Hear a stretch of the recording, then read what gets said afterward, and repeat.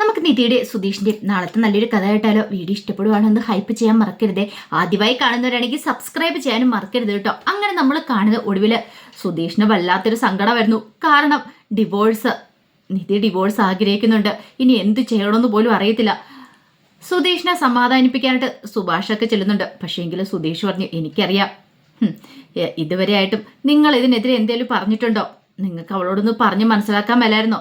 എല്ലാവരും കൂടെ അവളോടൊപ്പം ചേരുവല്ലേ, എനിക്കറിയാന്നൊക്കെ പറഞ്ഞപ്പോൾ സുഭാഷ് പറഞ്ഞു, എടാ ഞങ്ങൾക്ക് എന്ത് ചെയ്യാൻ പറ്റും?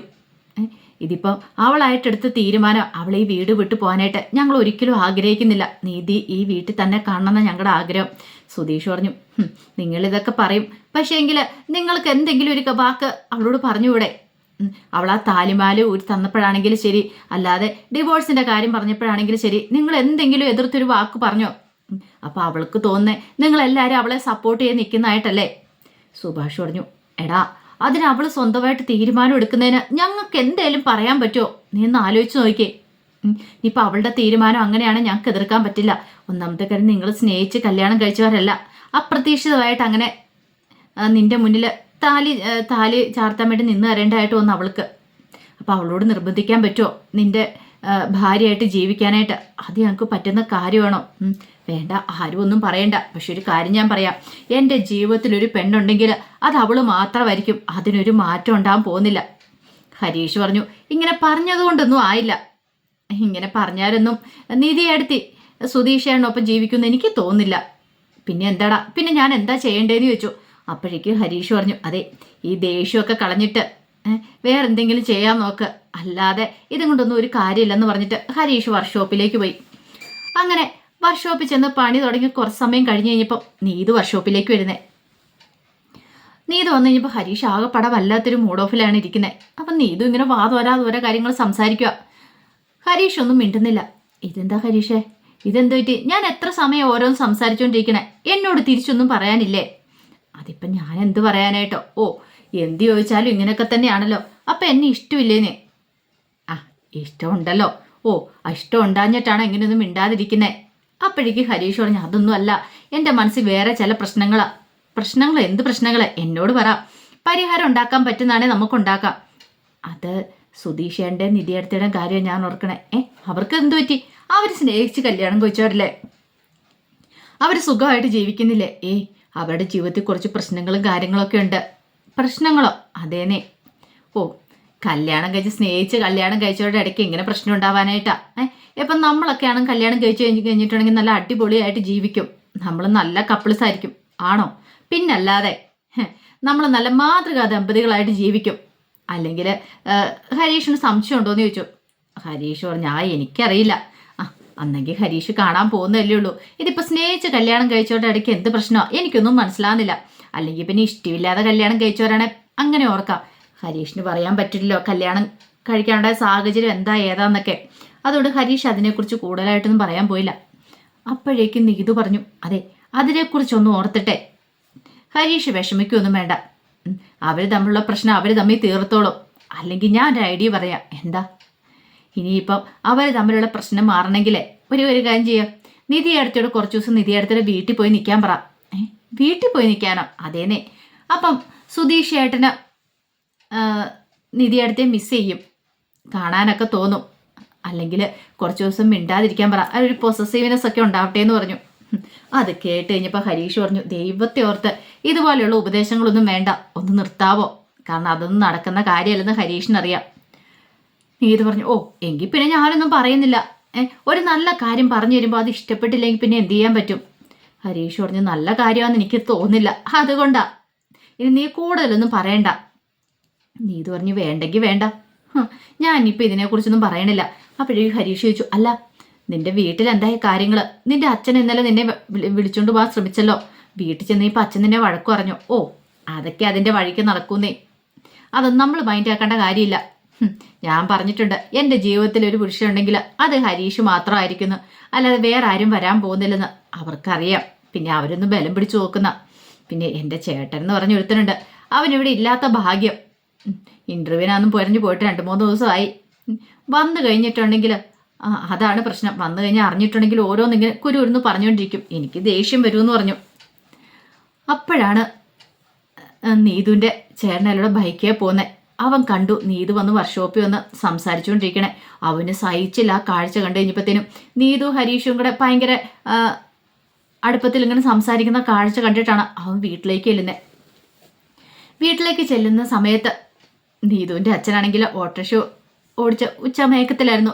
ഓട്ടോറിക്ഷ ഓടിച്ച് വീട്ടിൽ വന്നിട്ട് ഒന്ന് കിടന്ന് മയങ്ങണ സമയത്താണ് അവൻ അങ്ങോട്ട് കയറി ചെല്ലുന്നത്. കയറി ചെന്ന ഉടനെ പറഞ്ഞു, കിടന്ന് ഉറങ്ങുന്ന ഉറക്കം കണ്ടില്ലേ, മോള് കരയാകെ തെണ്ടിക്കോണം നടക്കുക, ഇവിടെ കിടന്ന് ഉറങ്ങും അച്ഛന്. അപ്പോഴേക്കും നീതുവിൻ്റെ അമ്മ വന്നിട്ട്, എന്താടാ നീ എന്തിനാ കിടന്ന് ദേഷ്യപ്പെടുന്നേ? നിന്റെ അച്ഛൻ കിടന്നുറങ്ങണം നിനക്കെന്നാ? പാപം അത് ഇത്ര സമയം ഓട്ടോറിക്ഷ ഓടിച്ച് മടുത്തിട്ട് ചോറിനാൻ വന്നു കഴിഞ്ഞപ്പോൾ ഇത്തിരി സമയം ഞാനൊന്ന് മയങ്ങട്ടേന്നും പറഞ്ഞുകൊണ്ട് കിടന്നാ. അപ്പം നീ എന്തിനാടെ ശല്യം ചെയ്തേ? അച്ഛനെങ്ങനെ കിടന്നാൽ മതിയല്ലോ, കാര്യങ്ങളൊന്നും അറിയണ്ടല്ലോ. എന്താടാ നീയാണോ ഈ കുടുംബത്തിലെ കാര്യങ്ങൾ മൊത്തം നോക്കുന്നേ? നീയാണോ ചെലവ് നടത്തുന്നേ? ഞാൻ വർണ്ണം വെച്ച് വന്നാണ്ടല്ലോ. അപ്പോഴേക്കും അവൻ പറഞ്ഞു, മോളെങ്ങനെയാ നടക്കണമെന്നറിയോ? മോളാണ്ട് ഊര് തെണ്ടിക്കൊണ്ടിരിക്കുക, കണ്ടവന്മാരുടെ കൂടെ അഴിഞ്ഞാടി നടക്കുക. എന്നിട്ടോ ആർക്കെങ്കിലും ഇവിടെ ഇതൊക്കെ അറിയണോന്ന് ചോദിച്ചു.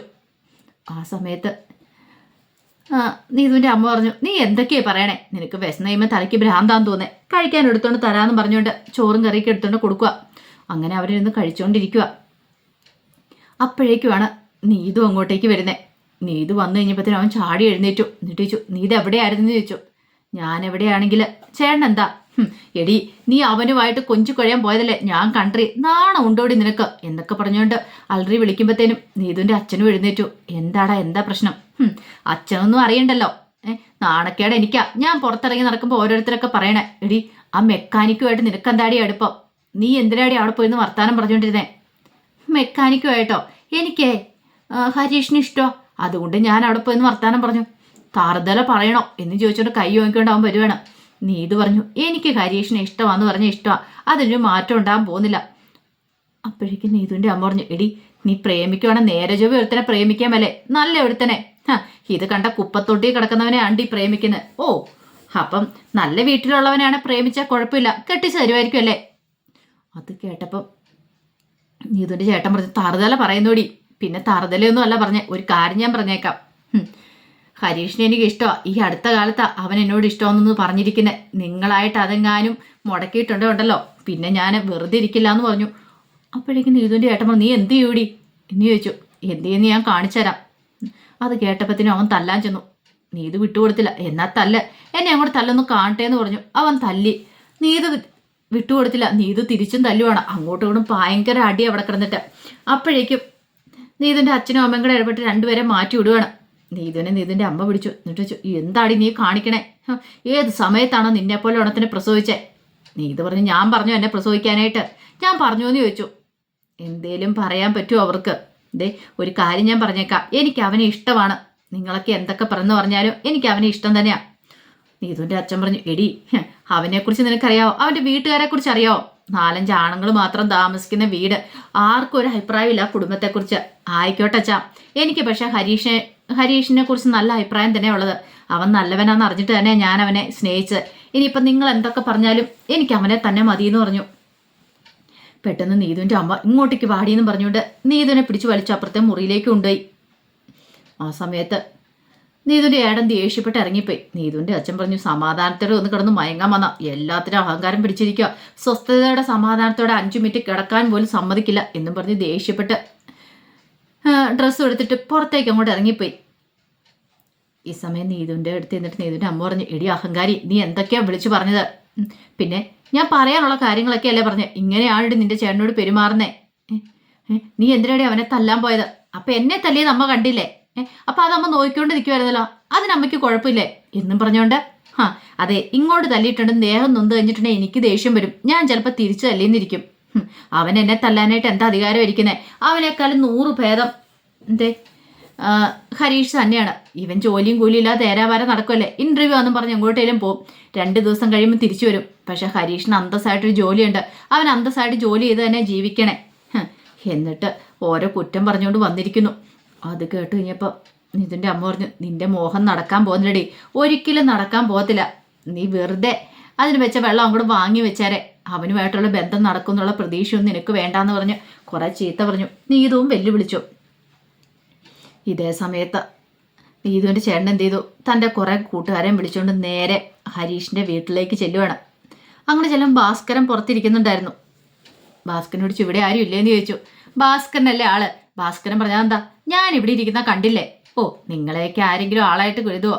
വേറെ ആരും ഇല്ലേന്നാ ചോദിച്ചേ. അപ്പോഴേക്കും അകത്തുനിന്ന് സുഭാഷും സുധീഷും ഇറങ്ങി വന്നു. ആ സമയം സുഭാഷ് വന്നിട്ട് ആരാ എന്താന്നൊക്കെ ചോദിച്ചു. അല്ല, ഇവിടുത്തെ ആ മെക്കാനിക് എന്തിയേ? ഭാസ്കരൻ പറഞ്ഞു, മെക്കാനിക്കിനെ കാണാൻ വീട്ടിൽ വന്ന് അന്വേഷിച്ചിട്ട് കാര്യമില്ല. അതെ, വർക്ക്ഷോപ്പിലേക്ക് ഇടണം. നിനക്ക് അതിനുള്ള ബോധം പോലും ഇല്ലേ? ഏതോ ബൈക്ക് പണിയാനാന്ന് തോന്നട സുഭാഷ് എന്ന് പറഞ്ഞു. അത് കേട്ട് കഴിഞ്ഞപ്പത്തിന് അവൻ പറഞ്ഞു, ബൈക്ക് പണിയാനൊന്നുമല്ല, അവനെ ഒന്ന് കാണാൻ വേണ്ടിയിട്ടാ. സുധീഷ് ചോദിച്ചു, എന്തിനാ അവനെ കാണുന്നേ? കാര്യം എന്താ വെച്ചാൽ നിങ്ങൾ പറ. വണ്ടി പണിയാനല്ലെങ്കിൽ പിന്നെ കാണുന്ന എന്തിനാന്ന് അറിയണമല്ലോ. അതെ, എൻ്റെ പെങ്ങളും നീതു, അവളുടെ പിന്നാലെ അവൻ നടക്കുന്നുണ്ട്. അതുകൊണ്ട് അതൊന്ന് വിലക്കാൻ വേണ്ടി വന്ന എൻ്റെ പെങ്ങളോട് സംസാരിക്കില്ലെന്ന് അവനോടൊന്ന് പറയണം. സുധീഷ് പറഞ്ഞു, നിന്റെ പെങ്ങൾ അവിടെ വന്നിട്ടുണ്ടെങ്കിൽ അവ സംസാരിക്കും.